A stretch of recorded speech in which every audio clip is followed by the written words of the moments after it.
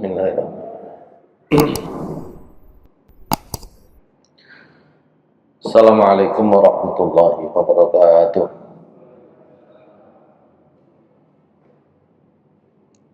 Innal hamdalillah nahmaduhu wa nasta'inuhu wa nastaghfiruh wa na'udzu billahi min shururi anfusina wa sayyiati a'malina. Man yahdihillahu fala mudilla lahu ومن يضلله فلا هادي له أشهد أن لا إله إلا الله وحده لا شريك له وأشهد أن محمدا عبده ورسوله لا نبي بعده اللهم صل وسلم وبارك على نبينا محمد وعلى آله وصحبه ومن والاه Rabbi shrah li sadri wa yassir li amri wahlul 'uqdatam min lisani yafqahu qawli. Rabbi zidni ilma warzuqni fahma bi rahmatika ya arhamar rahimin. Amma ba'du. Hadirin jamaah sholat maghrib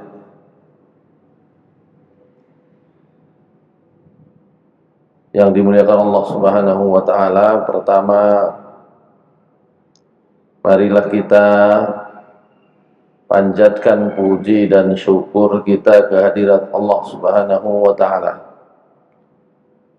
atas karunia dan rahmat yang dilimpahkan Allah Subhanahu wa ta'ala kepada kita sekalian. Salawat dan salam mudah-mudahan senantiasa tercurah kepada Nabi kita, Nabi Muhammad sallallahu alaihi wasallam,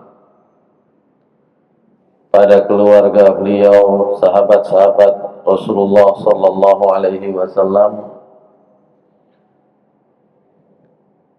orang-orang yang mengikuti jalan Rasulullah sallallahu alaihi wasallam hingga hari akhir nanti.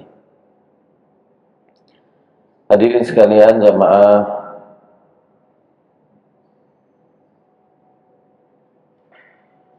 maghrib yang dimuliakan Allah Subhanahu wa taala.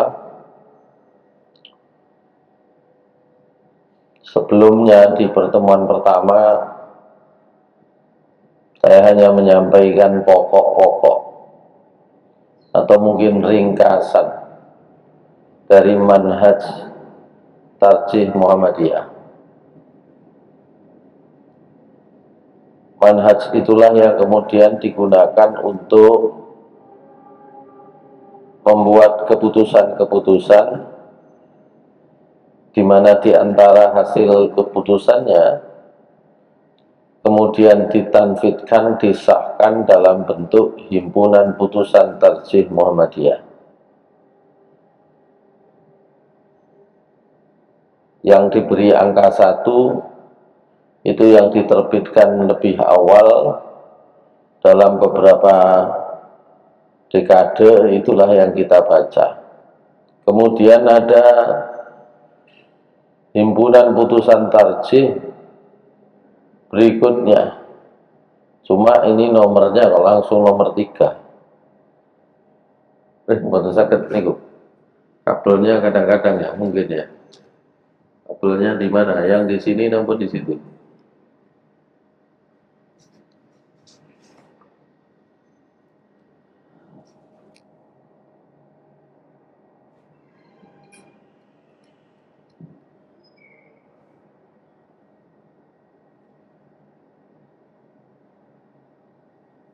Mestinya sakit.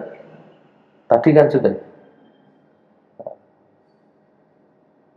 Nah, mungkin orang bertanya, mantun nomor 1 kok nomor 3? Setelah nomor 1 kok nomor 3? Ya karena ini berdasarkan himpunan yang sekarang masih Ya, diverifikasi lagi yang nomor 2. Jadi ya, di kitab atau di buku himpunan putusan tarjih yang nomor 3 ada penjelasannya nanti. Jadi kalau jenengan baca yang nomor 3 itu ada penjelasannya. Himpunan putusan tarjih yang pertama itu hasil sidang tarjih kapan saja, ditanfidkan kapan saja. Yang kedua, yang sekarang belum terbit, itu juga demikian. Yang ketiga juga demikian. Jadi kemarin baru bicara tentang ringkasan-ringkasannya. Kalau mengingat beberapa hal pokok, itu pertama adalah bicara tentang sumber ajarannya. Ya. Sumber ajaran Islam yang dinyatakan oleh Muhammadiyah dan kemudian menjadi ya, acuan bagi penetapan putusan tarjih adalah Al-Quran dan As-Sunnah Al-Maqbulah. Meskipun kelihatannya sederhana penyebutan ini, nanti penyebutan nomor 1 ini, dasar pengambilan putusan tarjih berdasarkan poin nomor 1 ini menentukan sekali istimbat hukumnya, produknya. Karena ada juga di kalangan umat Islam melakukan istimbat hukum berdasarkan bukan hadis yang sahih. Itu ya. Sunnah makbulah itu nama lainnya, istilah lainnya adalah hadis yang bisa diterima. Maaf, sunnah makbulah itu masuk 2 kategori nanti, hadis yang sahih maupun hadis yang hasan. Maksud saya ada juga di antara kelompok-kelompok umat Islam yang menyatakan hadis yang dhaif sekalipun, hadis yang lemah sekalipun, itu boleh menjadi dalil. Ya tentu akan menghasilkan produk hukum yang berbeda. Saya tidak perpanjang di sana. Nanti saya akan masuk ke pembahasan tentang isi himpunan putusan tarjih, gitu ya. Yang kedua, kemarin sempat juga disinggung, di dalam melakukan istimbat hukum, di dalam memahami Al-Quran, di dalam mengambil hukum dari Al-Quran maupun Sunnah Rasulullah SAW, Muhammadiyah menggunakan 3 pendekatan, bayani, burhani, irfani, yang secara sepintas kita sudah pernah sampaikan. Kemudian poin 3, ada perkara-perkara yang sudah pernah diputuskan, ini kurang 1 nih ya, yaitu qiyas atau ijtihad. Agama, dunia, ibadah, sabilillah, dan qiyas itu menjadi poin-poin penting yang patut diperhatikan di dalam upaya Majelis Tarjih Muhammadiyah menentukan hukum. Dan itu kemudian tergambar di ini, poin sini ya. Nah, kita tidak belajar ini nanti. Belajar ini pun jadi lama nanti ya. Baik. Operasionalisasinya kurang lebih ya, bagaimana pendekatan-pendekatan di dalam melakukan istimbat hukum itu selalu diusahakan sejalan dengan problem saat ini. Baik, saya ringkas, saya tutup saja. Saya buka masuk ke himpunan pusat putusan tarjih yang ada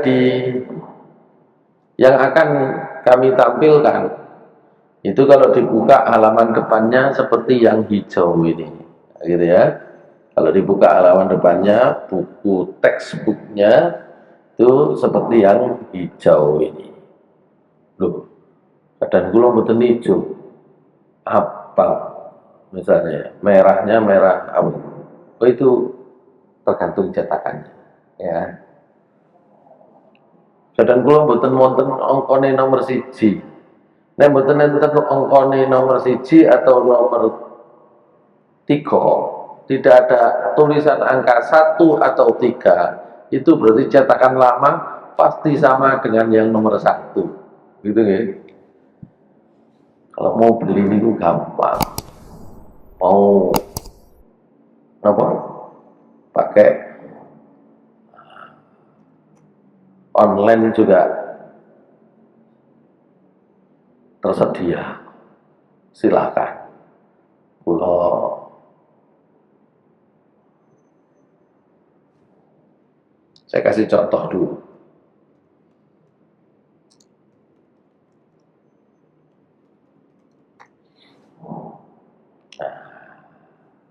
Ini nanti kalau bisa cari yang tokonya itu adalah toko Suara Muhammadiyah, karena tokonya ini banyak, toko online-nya banyak.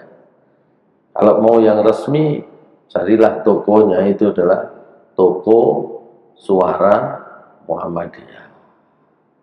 Saya tidak tunjukkan sekarang, nanti saja. Jadi ini tokonya macam-macam kata, harganya berbeda-beda. Itu nanti tergantung ukurannya. Ada yang HPT jilid 3 kok murah di Kiai, ternyata nanti bukunya yang pendek, yang kecil, padahal seharusnya dia yang panjang. Baik, ini secara umum dulu ya. Saya masuk, ini versi PDF-nya. Nah, sudah di PDF kan, yang jilid 1. Kita mulai dari awal. Jadi kalau buka halaman awal tentang Himpunan Putusan Tarjih Muhammadiyah, maka kita akan ketemu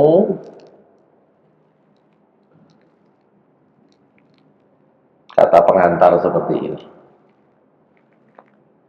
Ada perbedaan yang cukup terlihat, bahasa lainnya signifikan, antara jilid 1 jilid 3.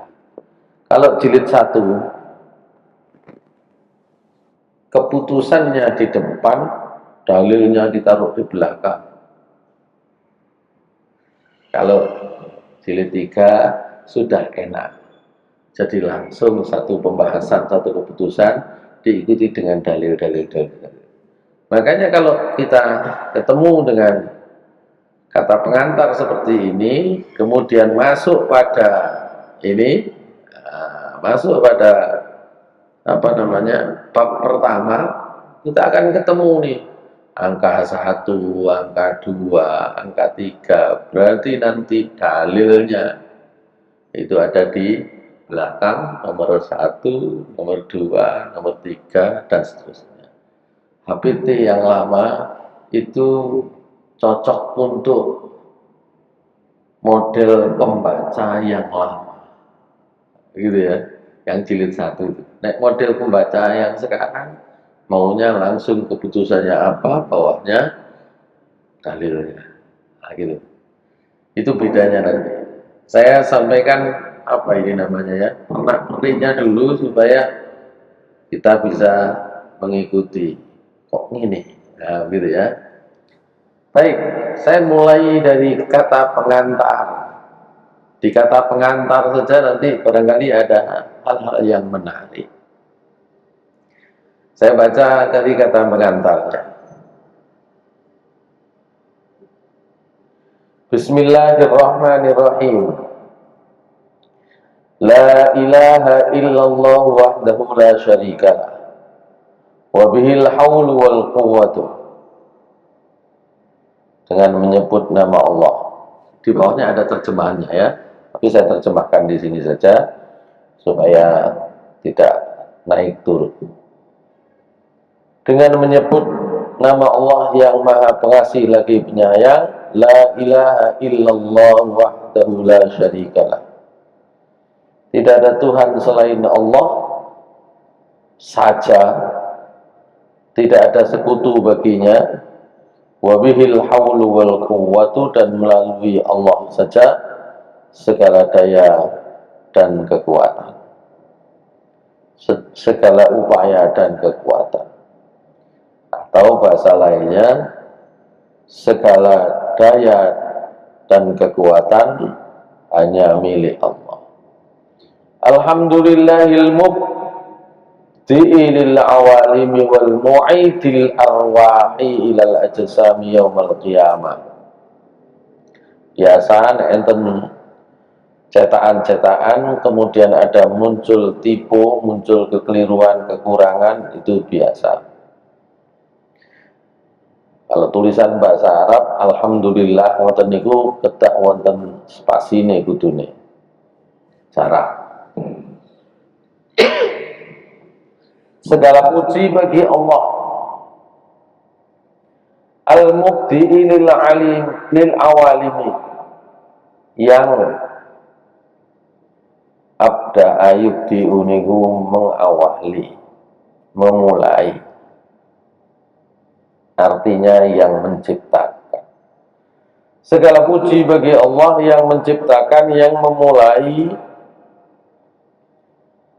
alam-alam, wal mu'idil arwah, dan yang mengembalikan arwah. Arwah itu mestinya enten alifi ilal ajsami, kepada jasad-jasadnya yaumal qiyamah, pada hari kiamat. Ini kata pengantar ya. Wassalatu wassalamu ala sayyidina Muhammadin. Salawat dan salam mudah-mudahan senantiasa tercurah kepada Sayyidina Muhammad. Jadi tidak perlu aneh dan kaget pun ya, Pak. Sinten sing biasanya nek enten-enten kaget. Ustaz, salam niku bacaane sambil jangkep nopo cukup assalamualaikum warahmatullahi dalam sholat? Ini kan berarti kan kagetan ya. Loh, kok enten sayyidina gitu ya.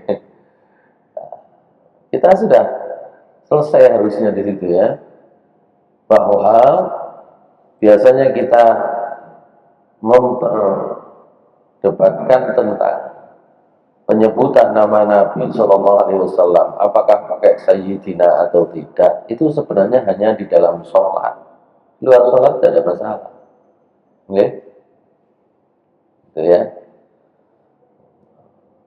Angke enten misalnya Ustadz Muhammadiyah kayak sayyidina, gitu ya. Yang HPT ini pun enten contohnya, kalau mau konsisten. Tapi kalau kita mau mengambil pendapat kita sendiri saja, monggo, gitu ya.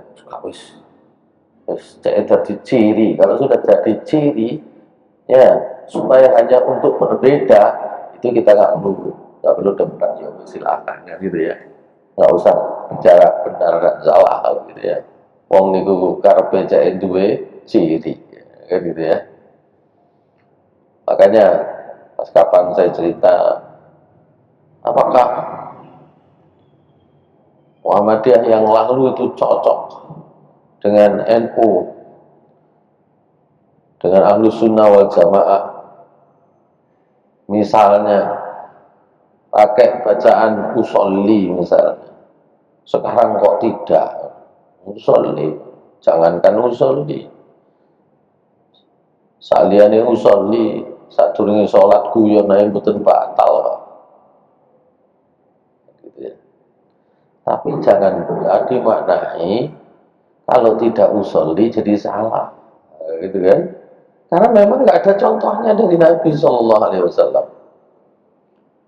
Masalah kemudian ketika niat itu diucapkan dengan usolli, ya, insya Allah selesai, tidak ada masalah. Cuma jangan dikatakan harus usolli, itu juga masalah. Kan itu ya, wong gak dicontoh kok muniha harus. Sebagaimana wong guyon ae oleh mosok usolli gak oleh. Gitu. Jadi ada persoalan-persoalan yang memang kadang-kadang ini terkait dengan kebiasaan kita di dalam melakukan sesuatu, termasuk di dalam pengantar himpunan putusan tarjih penyebutan nama Nabi Sallallahu Alaihi Wasallam rupanya dimulai dengan penyebutan Sayyidina. Wassalatu wassalamu ala Sayyidina Muhammadin. Salawat dan salam mudah-mudahan senantiasa tercurah kepada Sayyid kita, sebagai tuan kita, Nabi Muhammad Sallallahu Alaihi Wasallam, khatamin nabiyyin, sebagai penutup para nabi. Ini kalau mau dibahas satu persatu, itu sebenarnya dalilnya banyak, karena terkait dengan khatamin nabiyyin nanti kita berbeda, ya, prinsip, bukan hanya berbeda pandangan, tapi berbeda prinsip dengan Ahmadiyah. Ahmadiyah itu adalah sekte yang menyatakan bahwa setelah Nabi Muhammad Shallallahu Alaihi Wasallam masih ada nabi lain, namanya Mirza Ghulam Ahmad, dan ada kitabnya yang diakui sebagai wahyu dari Allah Subhanahu wa Ta'ala.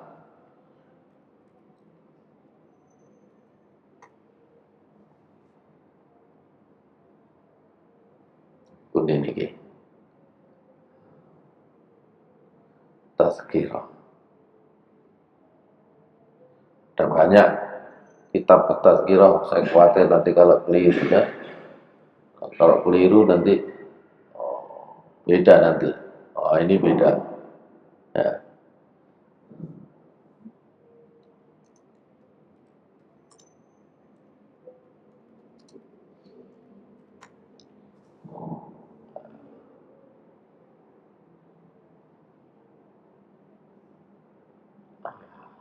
Mana ya? Saya pernah download bukunya Tazkirah nih. Tazkirah dalam bahasa Inggris. Ya. Oh. Ada. Sayangnya nggak bisa besar ya.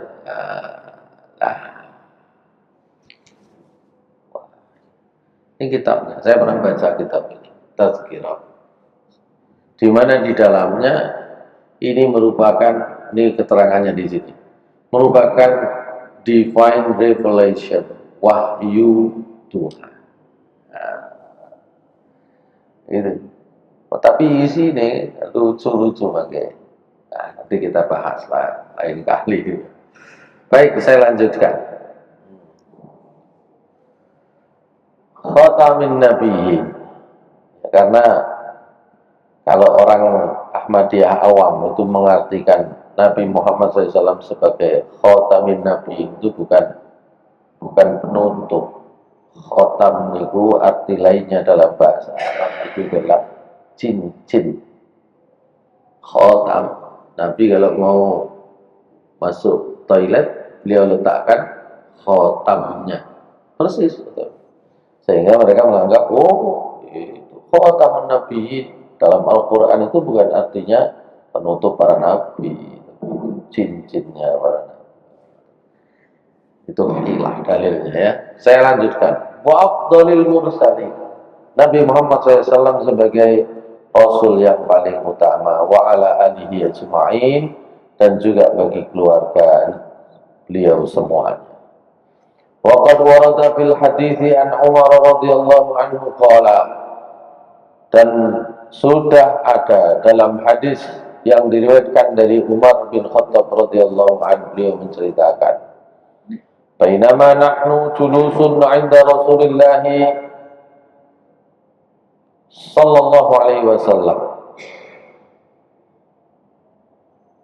Tatkala kami sedang duduk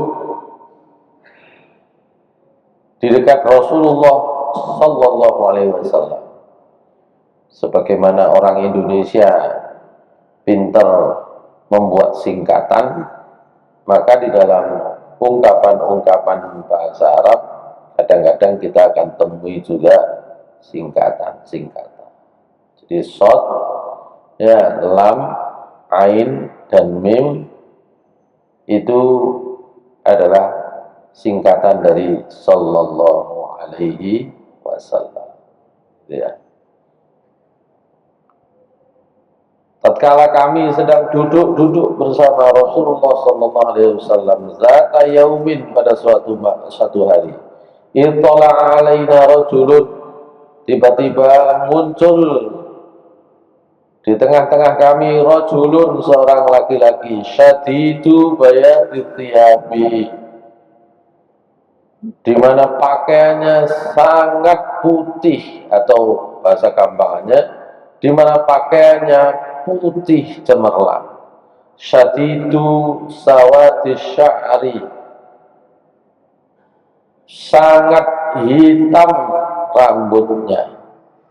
Kalau bahasa kita barangkali rambutnya hitam rambut ini hitam legam atau hitam? Ketika kami sedang duduk bersama Rasulullah SAW, tiba-tiba muncul di tengah-tengah kami seorang laki-laki yang bajunya putih cemerlang, rambutnya hitam, la yura alaihi atharus safar, tidak tampak orang ini baru menjalani perjalanan, tidak tampak berasal dari jauh, artinya seklemis. Wala ya'rifu minna ahadun, tapi tidak ada yang kenal di antara kami. Jadi kami tidak ada yang mengenalnya satupun. Hatta jalasa ila Nabi sallallahu alaihi wasallam, hingga orang ini duduk, ya, mendekat kepada Nabi sallallahu alaihi wasallam. Fa asnada rukbatayhi ila rukbatayhi, sehingga kemudian ketika duduk itu dua lututnya ditempelkan dengan dua lutut Rasulullah sallallahu alaihi wasallam, berarti lungguh sendeku nek cara mriki, didekatkan dengan lutut Rasulullah sallallahu alaihi wasallam. Wa wada'a kaffaihi ala fakhidaihi, dan diletakkan kedua telapak tangannya di atas dua paha Rasulullah sallallahu alaihi wasallam. Wa qala, dan dia bertanya, ya Muhammad, wahai Muhammad sallallahu alaihi wasallam, akhbirni anil Islam, beritahu saya tentang Islam. Qala Rasulullah sallallahu alaihi wasallam, Rasulullah SAW menjawab, al-Islamu an tasyhada an la ilaha illallah wa anna Muhammadar Rasulullah, wa nuqimas shalah wa nu'tiyaz zakah wa tasuma ramadhana wa tahujjal baita in istata'ta ilaihi sabila. Ini yang kemudian disebut dengan rukun Islam. Islam niku napa? Sing di sampai Nabi SAW, ya kemudian itulah yang disebut rukun Islam. Qala, orang itu kemudian berkata, sodakta, sampean bener. Fa'ajibna lahu yas'aluhu wa yusaddiqu. Nah, kami heran, wong dhek sing takon kok dhek sing muni ya bener. Qala fa'akhbirni, kemudian dia bertanya lagi, kabarkan kepadaku anil iman, apa itu iman. Qala Rasulullah SAW menjawab, antu'mina billahi wa malaikatihi wa kutubihi wa rusulihi wal yaumil akhiri wa nu'minu bil qadari khairihi wa syarrihi. Qala sodakta. Al hadis rawahu Muslim, yang kemudian disebut dengan rukun iman. Ma'asyiral muslimin rahimakumullah. Ini pendahuluannya. Karena pendahuluan dengan menyebut atau dengan mengutip hadis ini hadisnya panjang, belum selesai sebenarnya, ya. Bapak panjenengan barangkali sebagian sudah membaca hadis ini. Tapi disinilah berisi pokok-pokok ajaran agama. Kalau di dalam pendidikan agama Islam atau mungkin pelajaran agama Islam, apakah itu di sekolah umum ya, ataupun pelajaran apa biasanya akidah yang masih dasar, itu biasanya dengan hadis ini agama itu dibagi menjadi 3 kelompok ajaran secara umum. Satu adalah ajaran tentang iman, yang kedua ajaran tentang iman atau keyakinan, yang kedua ajaran tentang syariat, dan yang ketiga ajaran tentang akhlak. Biasanya begitu. Agama niku nek diberes ya mboten enten maneh sing metu mek 3. Siji masalah iman keyakinan, 2 masalah syariat, 3 masalah akhlak. Dan ini mengisyaratkan, pendahuluan ini mengisyaratkan himpunan putusan tarjih pembahasannya meliputi 3 pokok ajaran.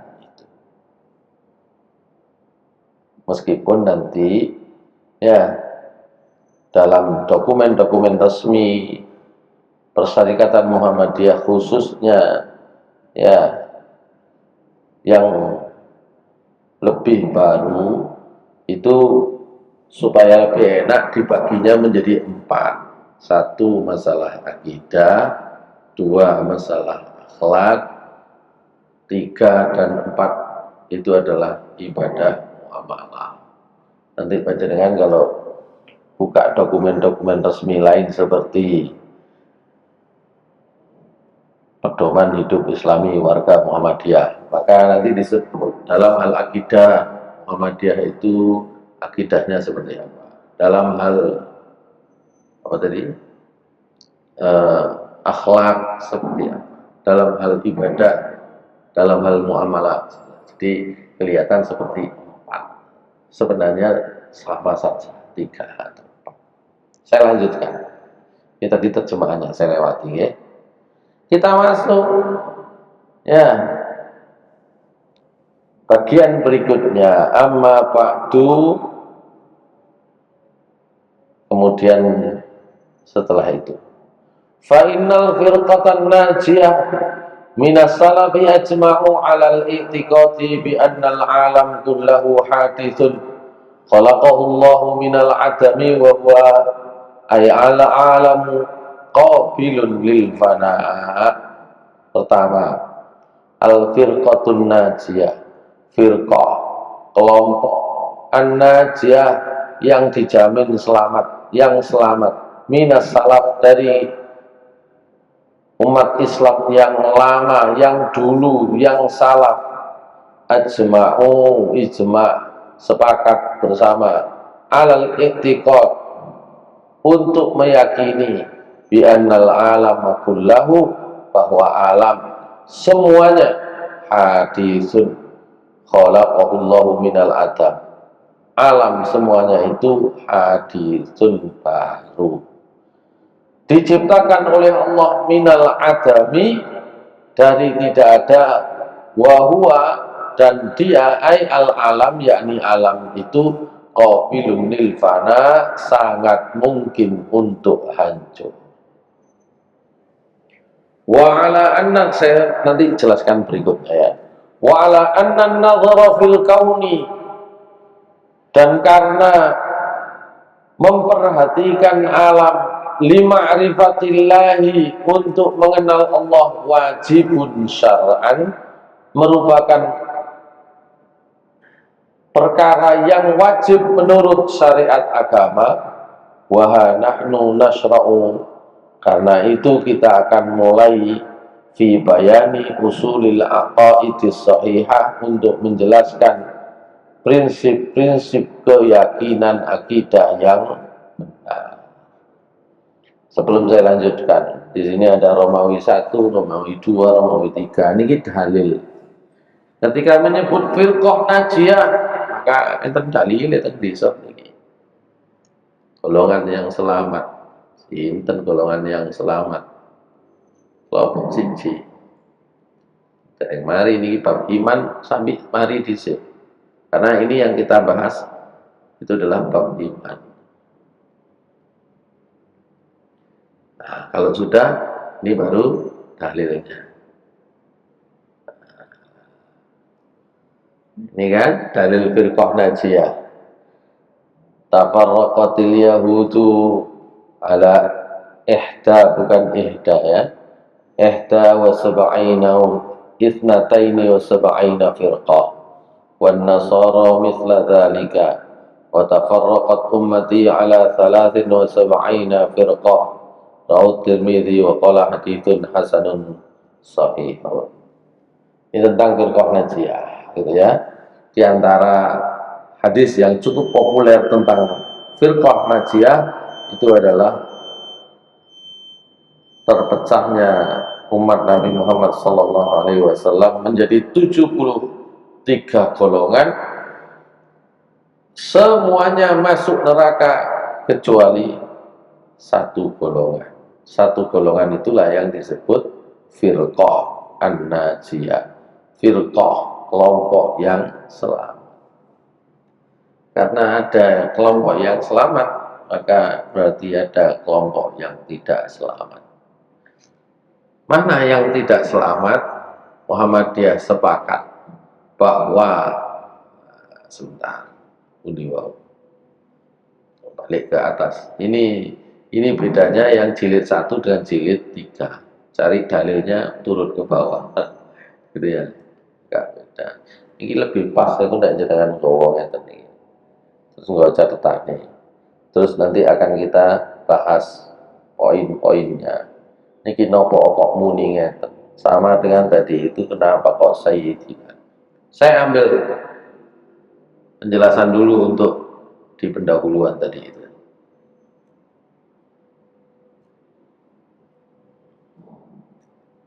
Nah, firqah najiyah sepakat bahwa mereka berkeyakinan semua alam itu sifatnya hadisun baru. Makanya nek wonten pujian, ya wujud kidam baqa mukhalafatul lil hawadisi, ya qiyamuhu binafsihi wahdaniyah dan seterusnya, yang itu biasanya dipakai. Ya, sebenarnya juga tercermin, terlihat di dalam kalimat-kalimatnya. Ya, bahwa Allah Subhanahu wa Ta'ala yang menciptakan semua alam dan semua alam itu hadits. Sedangkan Allah mukhalafatul lil hawadits. Dalile enten bagi. Misalnya ayat yang juga cukup populer, wal awwal wal akhir wal zahir wal batin. Saya belum lihat lagi ya dalilnya apa. Tapi ini tentang Allah yang menciptakan alam, yang memulai dan nanti yang menghancurkan.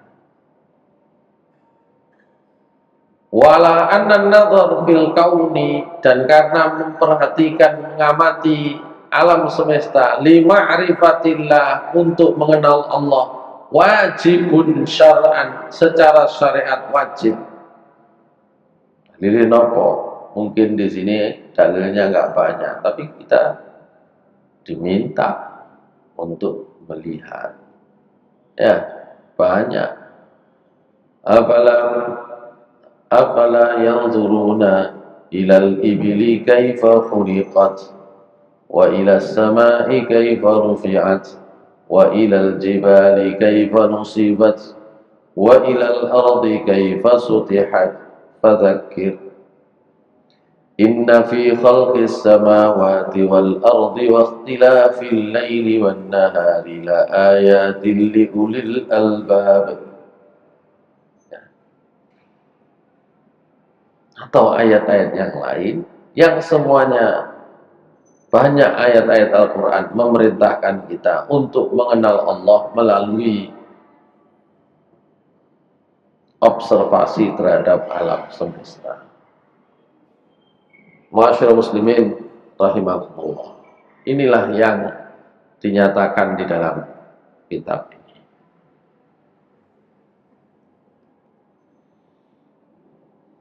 Saya lanjutkan sedikit. Saya baca saja ya.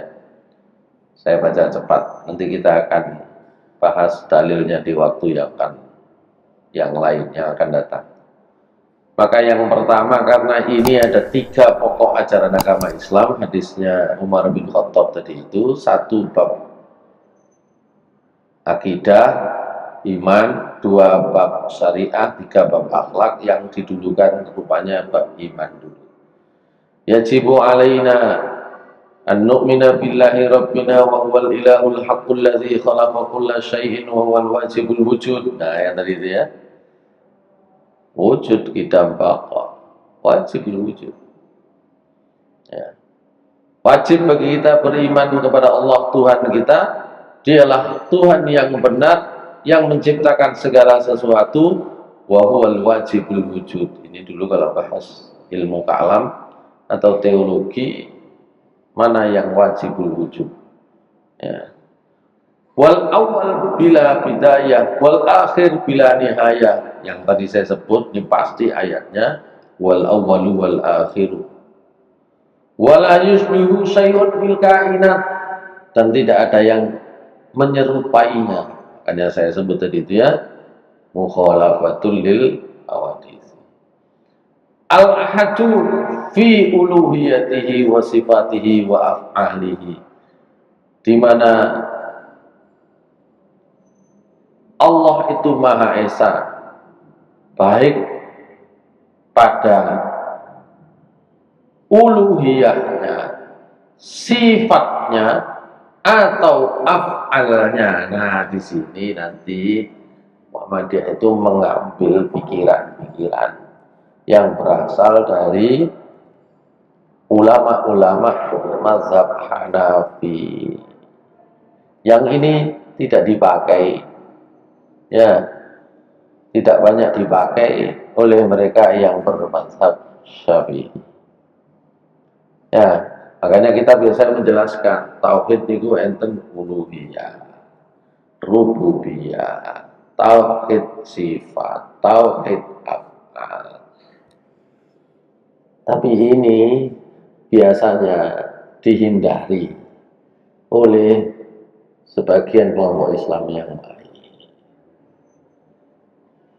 Jadi ada persamaannya dengan tadi itu, ya, dengan akidah yang kemudian muncul dalam ungkapan pujian wujud kita baqa. Tapi ada perbedaan.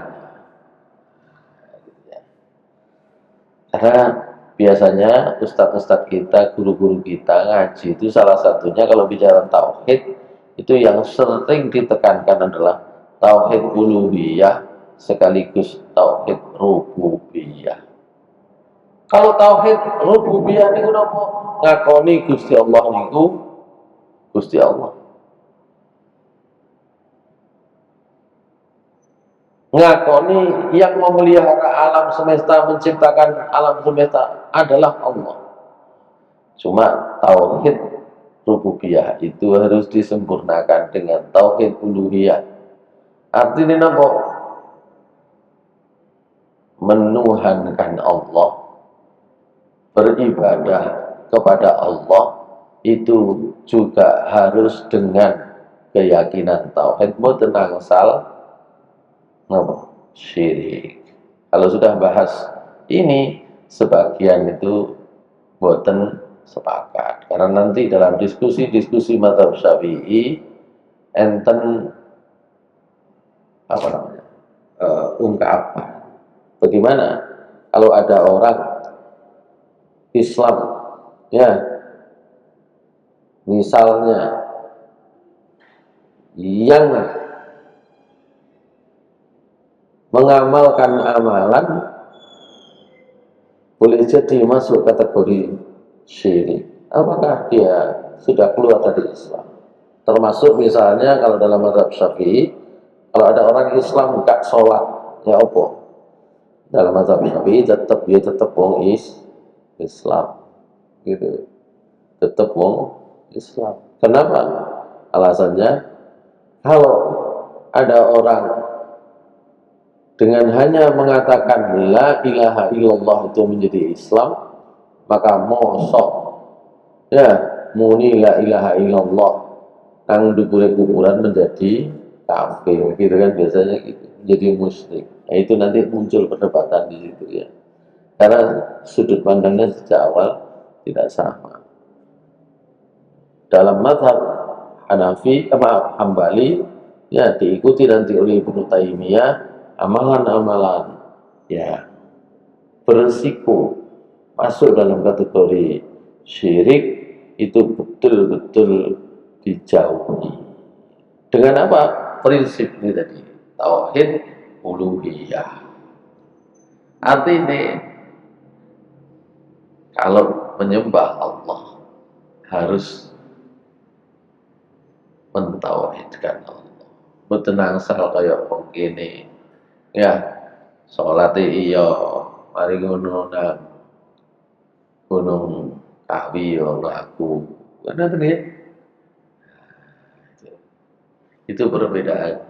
Ada yang agak longgar, meskipun dianggap salah, tapi tetap Islam biasanya. Nah, gitu. Masyaallah muslimin rahimahumullah. Sampai di sini dulu lah. Ya, sampai di poin 8. Pasti nanti kita akan bisa melihat dalil yang terkait. Itu adalah ayat-ayat yang bicara tentang kemahaesaan Allah. Coba kita lihat ayatnya 1 sampai nomor 8. Nah, ayat yang menjadi dalil nomor 8 surat Al-Ikhlas. Surat apa mau nih? Ya, An-Naml ayat 60.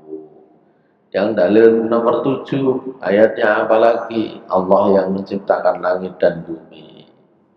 Ya, yang mana lagi? Ada lagi enggak yang lain? Ada, sama. Jadi dalilnya itu di belakang. Ya, Allah yang maha baqo, yang lain yang lain akan rusak. Kullu man 'alaiha fan wa yabqa wajhu rabbika dzul jalali wal ikram. Tadi yang saya sempat sebut surat Al-Hadid ayat 3, wal awwalu wal akhiru wal zahiru wal batinu wa huwa bi kulli syai'in alim.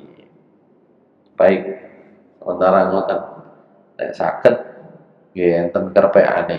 Nek mboten tumbas bukune lah mungkin mangke napa fotokopi napa terus pundi napa. Jadi kita bisa lihat. Ya, ngoten. Saya kira gitu ya. Jadi oh ini maksudnya, gitu ya. Ini barangkali ini masih masuk bab akidah. Ya, sebenarnya bab akidah itu harusnya tidak banyak perdebatan. Kalau mau diperdebatkan tadi itu dengan Ahmadiyah, dengan Syiah, gitu. Kalau dengan dengan mereka yang bermadzhab Syafi'i sebenarnya nggak ada yang berbeda. Cuma longgar ini di situ. Di sana agak longgar. Itu biasanya begitu ya. Saya kira demikian. Apunten ingkang kathah kula qouli hadza wa astaghfirullahi wa lakum wa rahim. Subhanakallahumma wa bihamdika asyhadu an la ilaha illa anta astaghfiruka wa atubu ilaik. Assalamualaikum warahmatullahi wabarakatuh.